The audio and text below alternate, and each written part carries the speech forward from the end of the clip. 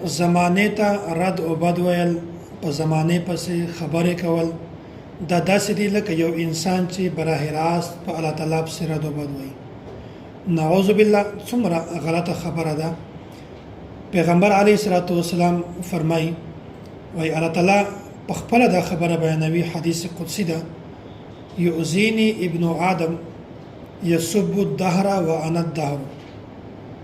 وای ابن آدم ماته تکلیف را رسوي، ماته ایزا را رسوي.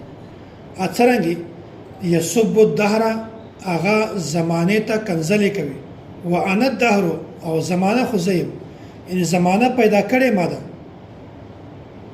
او داسې بیا الله تعالی فرمایي بيده الامر، په زمانه کې چې کومه تبدیلی راځي، کومه خبري راځي، کې دا ټول هر شی د ما په دست قدرت کې دي. اقلب الليل والنهار، او دا په زمانه کې چې کوم شی دا ز بدلوم او را بدلوم، دا گردش چې کوم ورکوم دا ز ورکوم. نو الله تعالی فرمایي وای ګوري کڅوک زمانه ته کنځلې کوي دا داسې د لکه دا انسان چې ماته کنځل کوي. نو پکار د هر انسان ته چې هغه نه وخت منحوس وګڼي او نه زمانه منحوس وګڼي.